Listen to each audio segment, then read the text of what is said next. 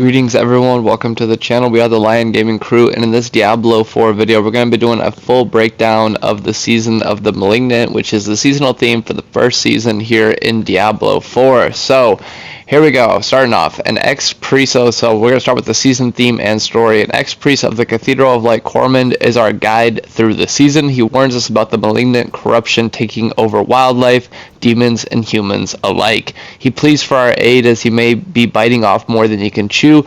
With a seasoned character, we meet him in Kyovashad almost right away to start our journey to cleanse the corruption. So the new season mechanics. The main mechanic is seeking out malignant monsters, corrupted elites in the world.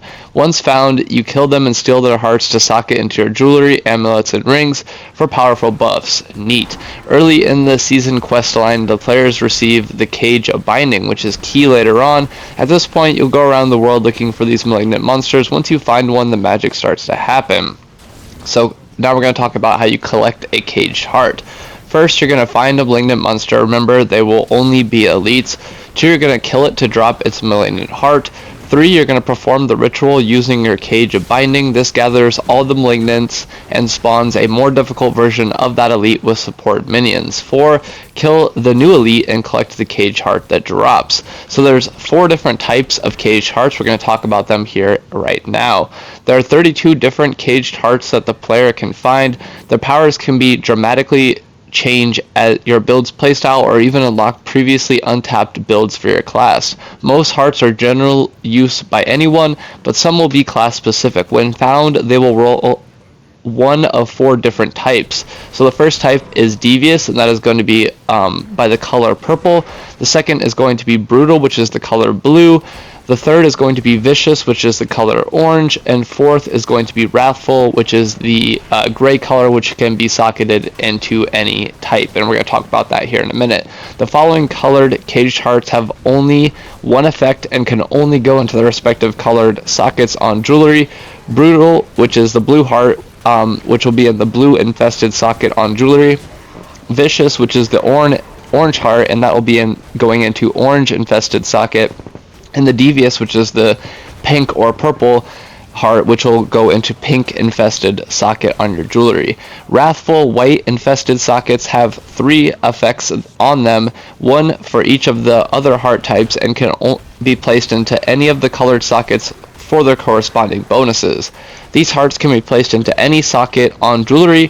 While this makes them powerful, they are much rarer than the other 3. At the end of season, these infested sockets will become regular sockets on the Eternal Realm. This will allow your now Eternal Realm characters to put in gems or skulls, so they will get removed at the end of season. So I just want to note that really quick before we continue. All jewelry will roll with an infested socket color, even when you add one to a piece of gear via the jeweler. You cannot control what color you get, so best of luck. In addition, caged hearts cannot be unsocketed. You have been warned. You can replace them with a better one as you find stronger hearts while leveling and progressing your character through higher difficulties. Don't worry, those lower level hearts can still be useful, so don't sell them off to the vendor. Next, we're going to talk about malignant item crafting. When you begin to have a small stockpile of unused cage hearts, you can start breaking them down. Assuming the images shown by the devs are correct, Cormond will be a special vendor for the season. You can visit him to break down your caged hearts into various crafting materials, and that's to be determined. We don't know too much about that as of the time of recording this video. You will also be able to craft a random brutal, vicious, or devious hearts using malignant ichors. All we know for now is that ichors have a small to decent chance to drop from a malignant monster. We don't know yet if they will be a possible crafting material as the result from breaking down a heart. You can craft a malignant invoker. Crafting materials to be determined, so we don't know much about that yet. For the same static heart types as shown above, no wrathful, so that's going to be the orange, blue, and pink hearts. Invokers are used in the malignant tunnels, special places that spawn in the world where you can target a specific heart type for a chance at a GG drop. There are 2 crafted caches that we can make, but what they contain and the crafting mats required aren't known yet. With all this known, there's one last key part to the puzzle: using your malignant invokers in the malignant tunnels, which is what we're going to talk about now. Malignant tunnel farming. Malignant tunnels, as stated above, are clear special places out in the world where you can hunt down malignant monsters. While boasting a higher spawn rate of malignant monsters, you can also target farm a specific heart type by completing the Invoke the Malignant event. First, make sure you have the correct Malignant Invoker for the specific heart you want. 2. Find a Malignant tunnel in the world and go to it. 3. Clear the tunnel until you reach the Malignant outgrowth at the end to start the event. 4. Select the type of heart you would like, Wrathful and Brutal, shown in the images, which I'll try to put a link for the description for this article down below so you guys can see that if you want. And 5. Kill the already empowered enemy, no need to use the Cage of Binding, and receive your Cage Heart. This part is assumed from the video shown at the developer livestream, which I'll also leave a link for that in the description of this video. More precisely, we may be able to pick a particular color, Brutal, Vicious, or Devious, and Wrathful, or Wrathful may be rare chance to spawn from Malignant outgrowth. We need to wait and see. Also, new to this season, they're going to add a new boss battle, which is Vershan the Consumed. Is a new boss fight for Season 1. The mysterious boss doesn't have a lot of information yet, but you can rest easy knowing we'll have a guide for you as soon as we can. One interesting note to point out is that you may have to summon her in the Malignant tunnels using a yet-to-be-determined method.